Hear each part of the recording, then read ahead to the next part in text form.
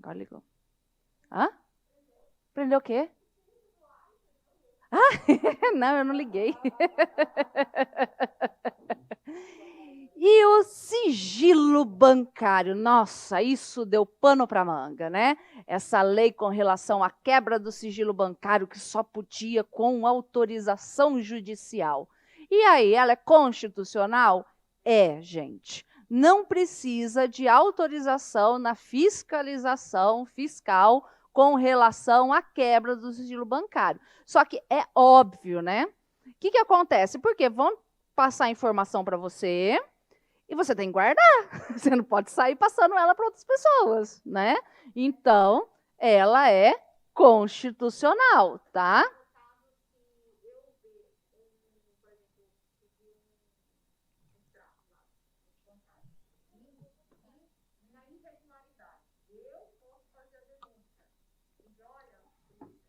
Sim, pode, deve, até. Sim, não, deve. Pode haver essa troca de informações, assim. Por quê? Porque tem que manter o sigilo entre ali, mas você pode sim reportar. Aqui está o entendimento, então, do Judiciário, do STF, tá? E aí, lembra que eu brinquei que você pode requisitar força policial? Lembra? Teve umas aulas que eu falei assim: quem você quer ser polícia? Para que ser polícia? Que nada, né? Você é louco para ser polícia? Não, meu PF, mesmo Polícia Federal, entendeu? Você vai poder chegar lá pro bonitão da Polícia Federal, ó, vem cá, vamos ali. Pra dizer o quê? Eu tô mandando, bora ali que eu quero que você me ajude, porque tá barrando a minha fiscalização, entendeu? Não é não? Então, o que acontece? Você tem o poder de requisitar a força policial. Só que esse requisitar é poder de mando mesmo, entendeu? Não é assim, olha, vamos ali comer. Lógico, gente, é tudo, né, por escrito, tudo certinho. Mas, por exemplo, você escreve, você fundamenta, por que você está precisando, ele não pode simplesmente, não quero, não estou afim. Não, é poder de mando, tá? Tá aqui no 200. E aí? Oi.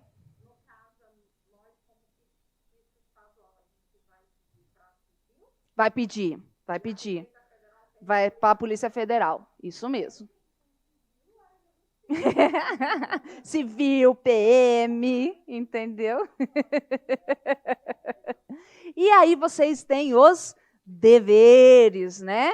Então você tem que fazer o início do procedimento, lavrar tudo certinho, bonitinho, e você tem o dever de manter sigilo. É igual eu brinco, né? Eu não serviria para ser fiscal, porque eu ia fofocar mesmo, adoro, né? Ah. Oh, vamos ter que marcar um café. Os chops. O que acontece? Você não pode fofocar. É igual eu brinco, né? Na época de declaração do imposto de renda, eu fico, Emerson, e aí? E fulano e tal. Ele não me conta, gente. Eu fico possessa com um negócio desse, porque ele não me conta. Então, o fiscal também tem que manter sigilo. Ocorre que pode sim você falar, né? Você pode fofocar quando nós estivermos diante de finalidade penal.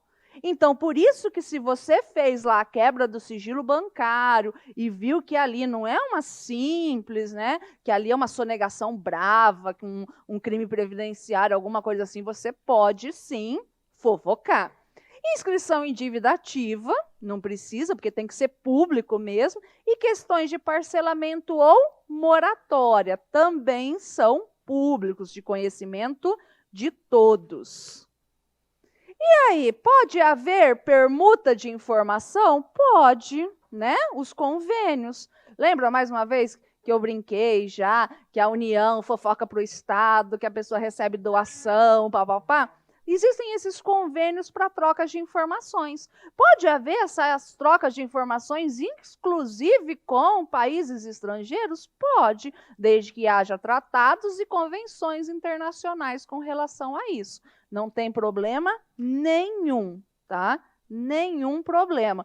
Tanto é que a própria Constituição Federal permite essas trocas de informações. Vamos para uma questãozinha? FGV. 21. Vamos lá.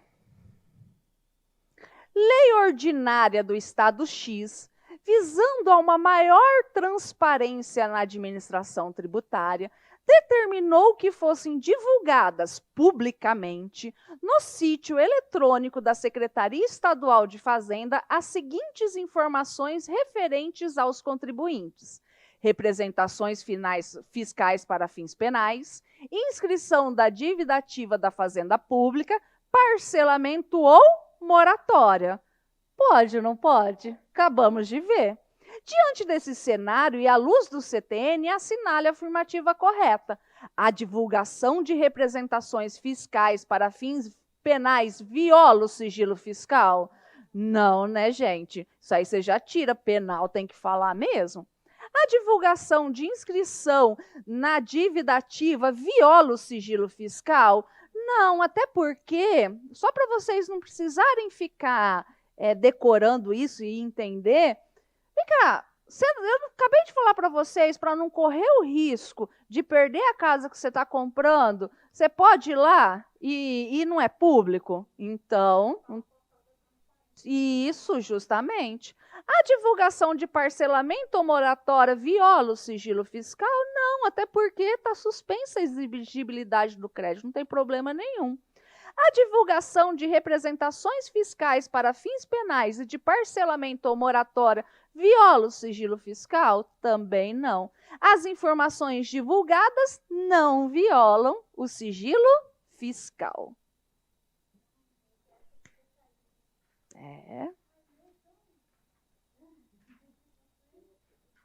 Vamos para mais uma.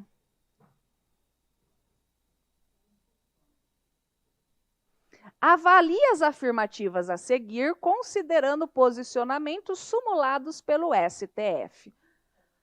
A apreensão de mercadoria como meio coercitivo para pagamento de tributos é inadmissível? Verdade, né? Verdade. Sim, mas a súmula, você está vendo que ele quer a súmula? É admissível a interdição de estabelecimento como meio coercitivo para cobrança de tributo? Falso, né? Não é admissível. A exigência de depósito ou arrolamento prévio de dinheiro ou bens para admissibilidade de recurso administrativo tributário tem amparo na Constituição Federal? Falso, não pode exigir. Lembra a súmula vinculante 21 e 28? Então, falso. O serviço de iluminação pública não pode ser remunerado mediante taxa? Não pode. É contribuição de iluminação pública. Nossa, até... né? Não. Né? O serviço de iluminação pública não pode ser remunerado mediante taxa. Por quê? Porque é contribuição de iluminação pública. Estava me testando, né? Então, letra D. Dívida ativa. Dívida ativa. Então, tá lá. Para que serve? Para que serve a inscrição em dívida ativa? Sabe, ela tem, basicamente, duas funções. A primeira função dela é instruir a execução fiscal. Porque sem a certidão de dívida ativa, não pode existir a execução fiscal, é um pressuposto. A segunda função primordial dela, o que é? É delimitar o tempo para fraude à execução. Porque quando que a gente considera a fraude à execução após a inscrição em dívida ativa? Tá? Porque assim, mesmo que não esteja inscrito em dívida ativa e você está devendo, o que acontece? Você não vai ter certidão. Não é só depois que inscreve em dívida ativa que você não tem certidão. Tudo bem? Tá? E aí? Só que é assim, né, gente? Às vezes você pega lá uma execução fiscal e aí, naquele dia que foi distribuída a execução fiscal, está lá o valor. E aí, vai ser aquele valor até o final? Não, ela continua atualizando conforme os juros e a correção monetária. Não precisa ficar trazendo, sabe? Isso daí computa-se, que é o que está aqui no parágrafo único. Isso.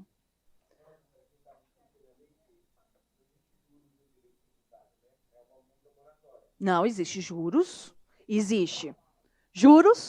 correção e multa.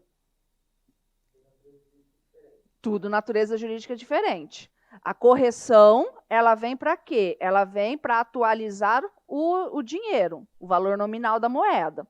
Os juros, ele tem natureza de pagar um dinheiro que não é seu. Entendeu? Porque é assim, quando você vai num banco, você pega um dinheiro emprestado, você paga juros, que é como se fosse o aluguel do dinheiro.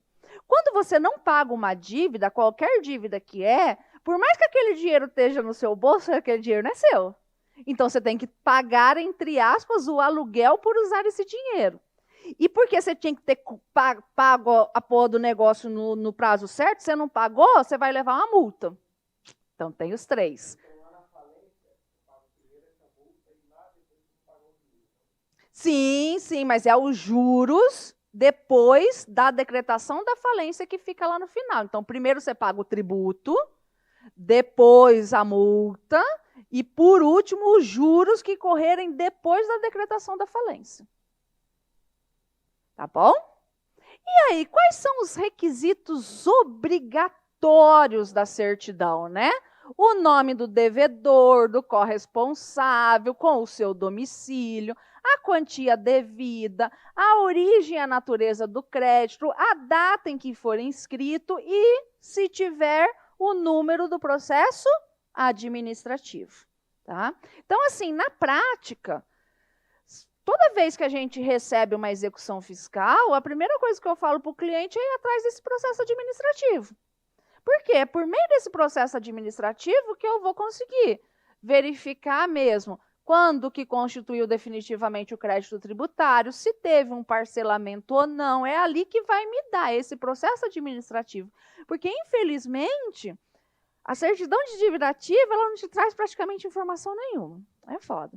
E aí, se faltar um desses requisitos, a gente tem o vício formal. A gente tem a nulidade da certidão em dívida ativa, que na prática não acontece nada. Por quê? Porque a administração pública pode corrigir de ofício, a requerimento, até antes da sentença na execução fiscal. Então, na prática, não fede nem cheira, tá? A lei de execução fiscal traz a mesma coisa, tá? O CTN, né? Então, o que o artigo do CTN fala? Pode corrigir uma omissão nessa certidão? Pode corrigir um erro com relação a isso? Pode, desde que antes da decisão de primeira instância da sentença. Aqui, olha o que a súmula fala: a Fazenda Pública pode substituir a certidão de dívida ativa até a prolação da sentença de embargos, quando se tratar de correção de erro material ou formal, vedada a modificação do sujeito passivo. Não pode mudar a pessoa, entendeu?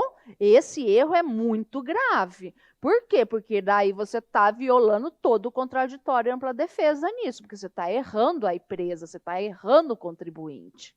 Tá? Então, lembre-se dessa partezinha que eu coloquei em vermelho para vocês. E aí? Presume, né, que ela é legal, né? Presume que ela está certa. Os atos da administração pública têm essa presunção. É a mesma ideia da multa de trânsito do amarelinho, né?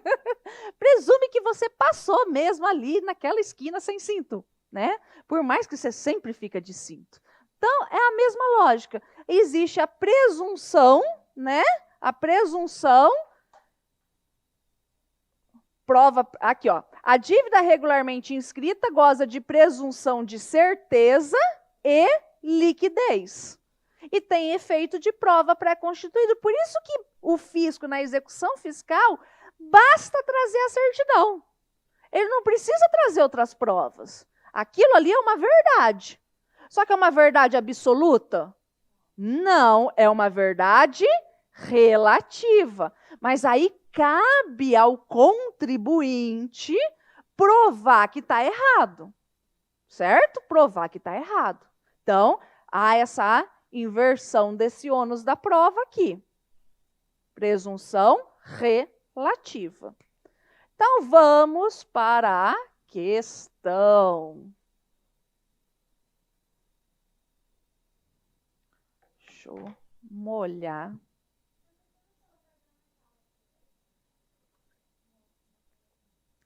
Então, que eu saiba, não.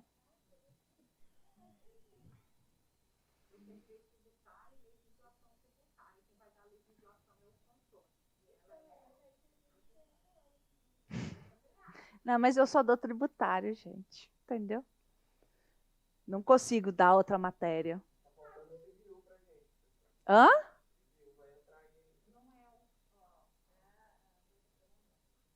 Não.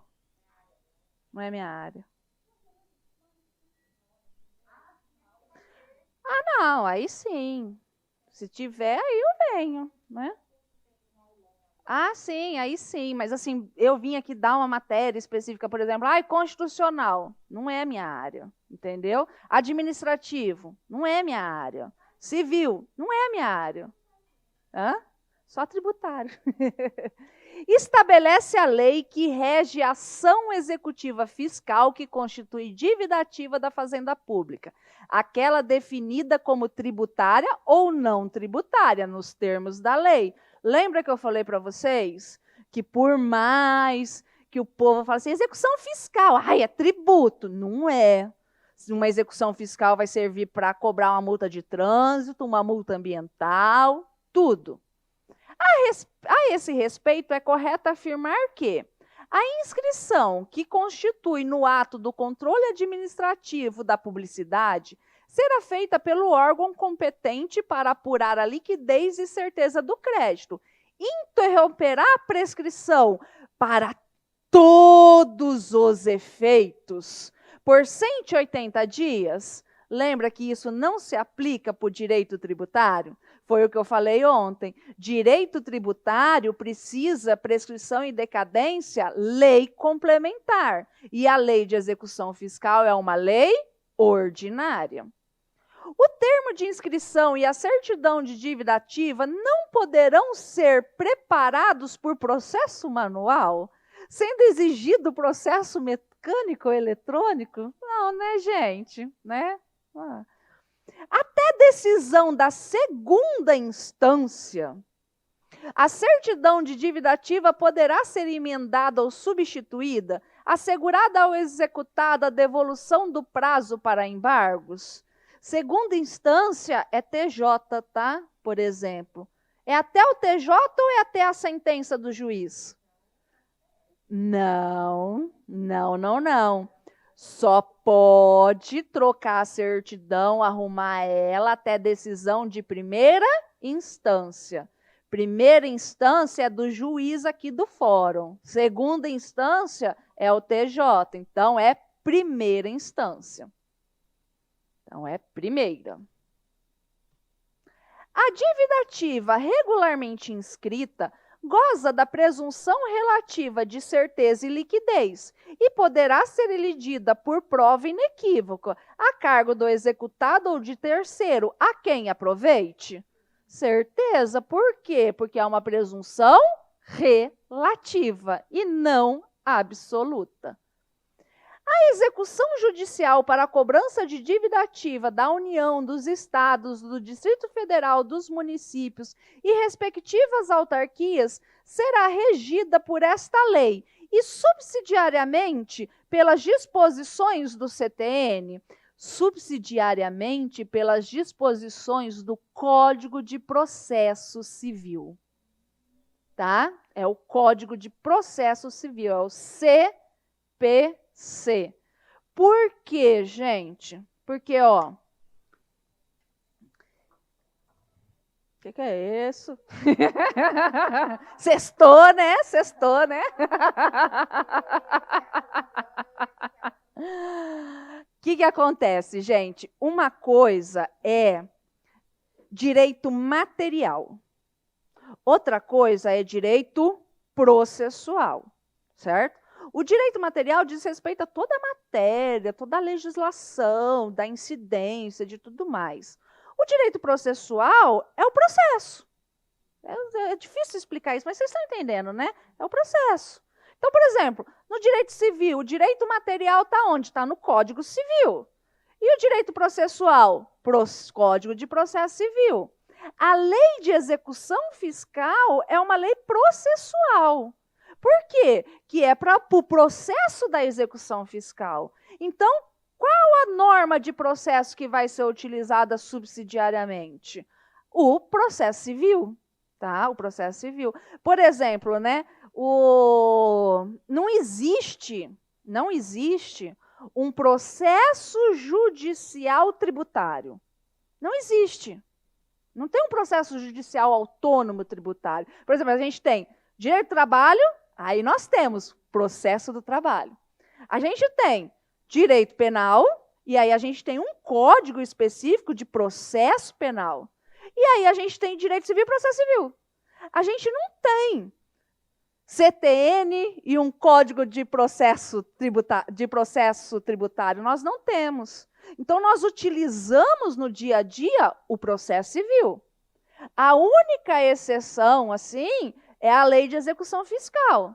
E que ela é uma lei específica. E aí, no que ela for falha, no que ela não falar, a gente vai para o processo civil.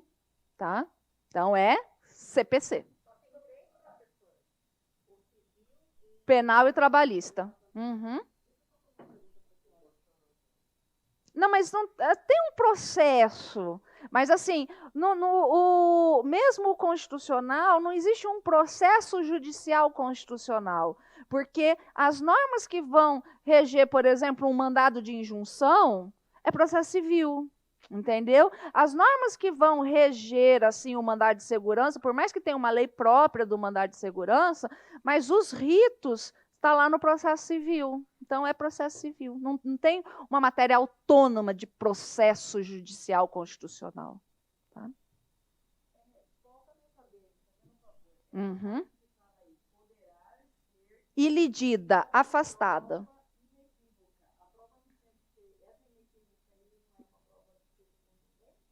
É uma prova inequívoca, é uma prova certa. Entendeu? Isso. Certidão negativa. Certidão negativa. Então, tá lá.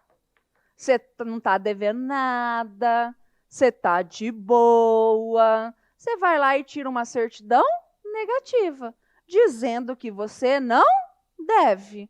Beleza. E aí, você está devendo? Certidão positiva. Está suspensa a exigibilidade? Certidão positiva com efeitos negativos. Eu não sei nem para que existe essa súmula. Mas essa súmula, ela cai muito a literalidade dela em concurso. Mas, tipo, gente, é lógico. Qual que ela fala? Declarado e não pago débito tributário pelo contribuinte, é legítima a recusa de expedição de certidão negativa ou positiva com efeito negativo. Pô, você declarou, não pagou, você está devendo. Se você está devendo, você não tem direito à certidão negativa. Só que as provas gostam muito, pega tipo assim, Ctrl+C, Ctrl+V dessa súmula, tá? Mas é a lógica, né? Então, suspendeu a exigibilidade do crédito tributário, né? Certidão positiva com efeitos negativos, certo? Então, não errem isso, por favor. Quando suspensa a exigibilidade do crédito nas hipóteses do artigo 151 que nós estudamos, não tem direito à certidão negativa, certidão positiva com efeitos negativos. E aí, pode dispensar certidão? Né?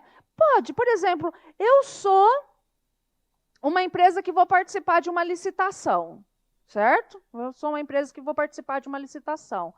E aí eu preciso apresentar certidão. Existem casos que posso ser dispensado disso? Tem. É daqui do 207. E assim, era muito difícil trazer exemplos. Né? Assim, na minha época, quando eu comecei, era fácil, porque você não tirava certidão por internet. A certidão, você tinha que... Era tudo mesmo manual, né? Assim, você não tirava. Ou ganhei dinheiro demais na época da faculdade. É um trabalho da porra, mas ganhei dinheiro demais. Eu fazia o que hoje em dia chama de correspondente fiscal. Eu precisava de grana, aí mandei mala direta, por carta. Nem existia e-mail na época direito. Mandei mala direta por carta para todos os sindicatos rurais do estado. E aí, como precisava para financiamento de certidão no INCRA, no Intermate, as pessoas precisavam, olha, é um trabalho da pega. Aí eu pegava, eu não tinha computador, fax, essas coisas, não tinha nada. Aí eu ia na OAB para poder mandar a procuração para a pessoa. A pessoa assinava a procuração, me mandava a procuração pelo ônibus, eu ia na rodoviária, tudo de busão. Pegava o ônibus, aí eu fazia o requerimento lá na OAB, aí eu levava no órgão, aí depois eu pegava outro busão, buscava no órgão, aí depois eu lia para a OAB, porque eles queriam o fax rápido, mandava pelo fax da OAB, depois eu pegava outro busão para mandar lá pelo ônibus para chegar na cidade. Oh, não tem nem um pouco de saudade. Era um sol desgraçado, aqueles busão lotado para cima e para baixo, para cima e para baixo. Não, minha filha, imagina, passou. Né? Passou. Mas, enfim, aí assim, né, greve. A gente tinha muita greve, né? Muita. Nossa, o INCRA vivia em greve, né? Com os trem tudo barrando lá. E era tudo, não tinha virtual. Então, aquela greve, ela impossibilitava você tirar a certidão. Então, isso você justificava a não apresentação da certidão. Ocorre que quando voltasse, você tinha que apresentar, entendeu? Então, não adiantava dar o migué. Hoje, a gente pensando no Covid, é que a gente pensa aqui, né? Você tira federal, do estado, tudo virtual. Mas e aquele municipinho ali que não tem essa disponibilidade? Não estava tudo fechado? O povo não estava trabalhando? Pode ser utilizado isso na questão agora da época do Covid, sabe? Responsabilidade por expedição da certidão. Tá? Ah lá. Você está lá no negócio da certidão, expede errado, você vai ser responsabilizado, tá? Servidor, você vai ser responsabilizado. O X da questão aqui é uma briga assim. Mas que tipo de responsabilidade é essa? Ela vai ser solidária pelo tributo devido ou vai passar para a pessoa que expediu a certidão? Sabe? É a briga que tem. Porque assim, ó, imaginem, né? A doutrina e a jurisprudência fala que essa responsabilidade ela é solidária. O fisco vai poder cobrar do contribuinte ou do servidor que fez a cagada. Porque senão, né, gente, ficaria muito fácil, né? Eu tô devendo milhões. Eu viro, pô, e muita gente desses negócios é terceirizado, que ganha um salário mínimo, né? Eu viro, vem cá, ó, tô devendo milhões, quero limpar o meu da reta. Você tá começando na vida, né? Ó, te dou aí 100 mil pra você tirar uma certidão errada para mim, pra você passar todos meus tributos pra você. Ia ser fácil, né? Então, por isso que não passa e não libera a barra do contribuinte.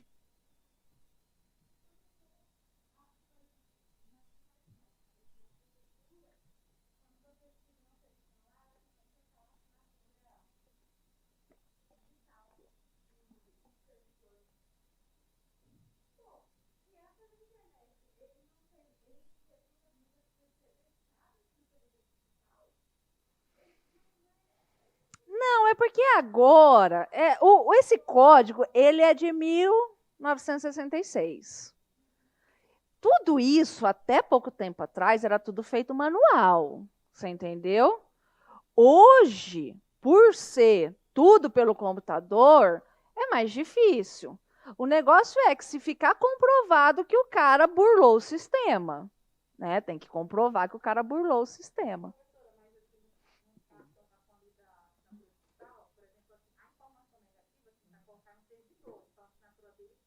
Uhum. Sim. Aham. Ele deve ter a senha dele.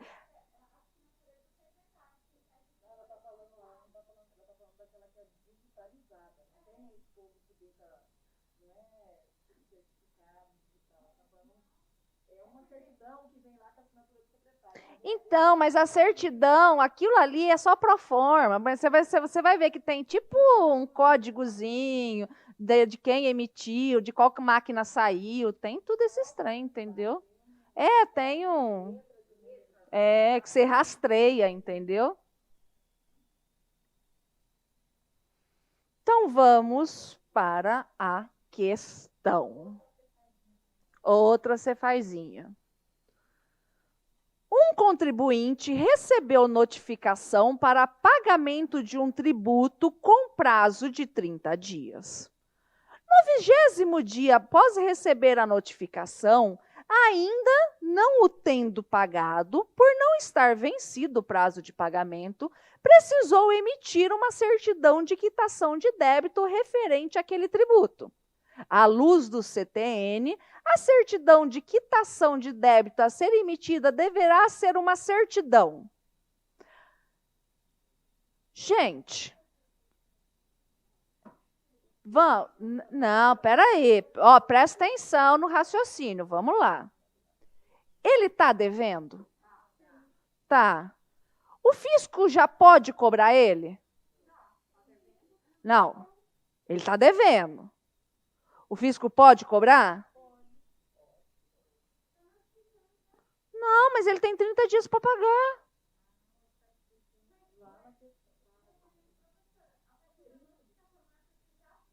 Não, não. Presta atenção, presta atenção, presta atenção.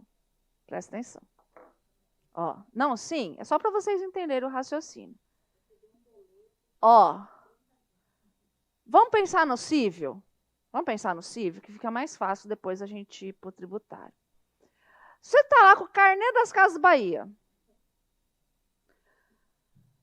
Não venceu ainda. Você deve às Casas Bahia? Deve. Ela pode te executar? Não pode. Por quê? Porque está suspensa a exigibilidade. Se ela te executar antes do prazo de vencimento, dano moral. Ok? Beleza. Recebe a notificação.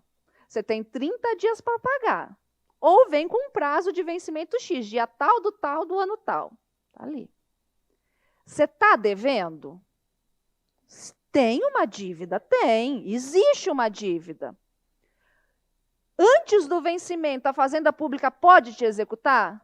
Não, porque está suspensa a exigibilidade. Vocês estão entendendo? Por causa do prazo não venceu ainda? Entenderam? Então, se você tem uma dívida, qual é a certidão?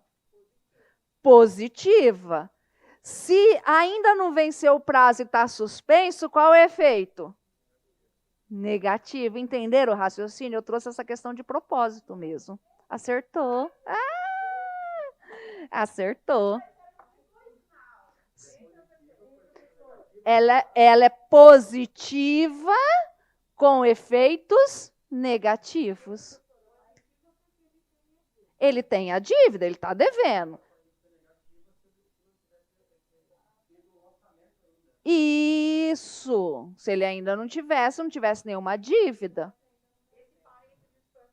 Não, não, não, não. Ctrl C, Ctrl V da prova mesmo. Não, sim, pode ir.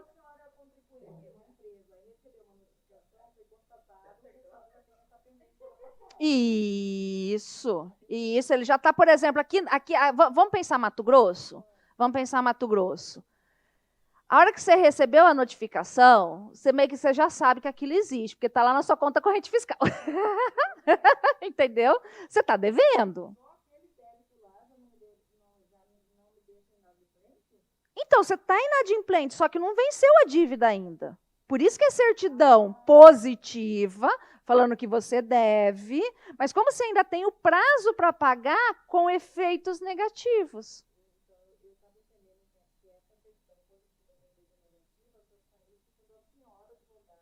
Não, não, não, não.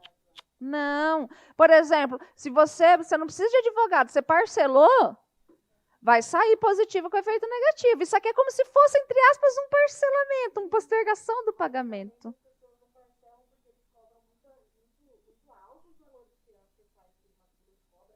Então, é porque assim, depende do tipo de parcelamento que eles fazem aqui, entendeu? Tem vezes que estão fazendo assim uns refis aqui no estado top de linha, e tem vezes que não. Depende da boa vontade do governo, entendeu? Não, não. Negativa com efeito positivo, não, não, não, não, não. Positiva com efeitos negativos. Não, isso aqui é só para confundir. Isso, negativa e positiva com efeitos negativos. Isso mesmo. Entenderam? Posso tirar uma foto com vocês?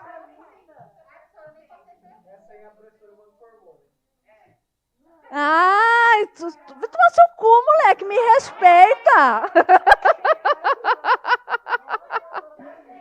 Você tá louco? Isso aqui foi começo do ano. Envelheci tanto assim. Vou ter que falar com o Creide. Lá na faculdade era assim, né? Era muito interessante, porque eu sempre brinquei igual eu brinco com vocês, né? E aí eu mandava todo mundo tomar no cu. Mas sempre de brincadeira. Eu tinha até professor que falava assim: por que Lígia pode mandar os alunos tomar no cu e os alunos não falam nada, agora quando eu mando eles brigam, né? Aí os alunos falavam, porque ela manda com carinho. E aí os alunos já vinham com esses negócios, né? Chegava assim, professora, o que foi?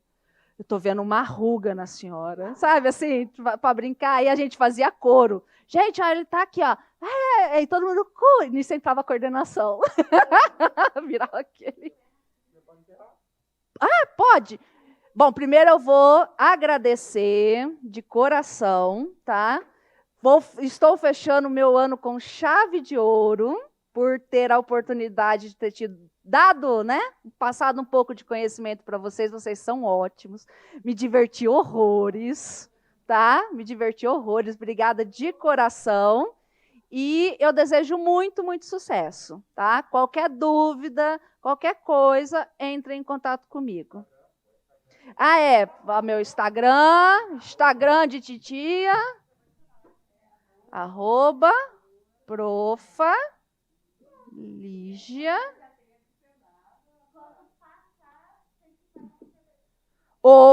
Sem dúvida, entendeu? Obrigada de coração, tá, gente?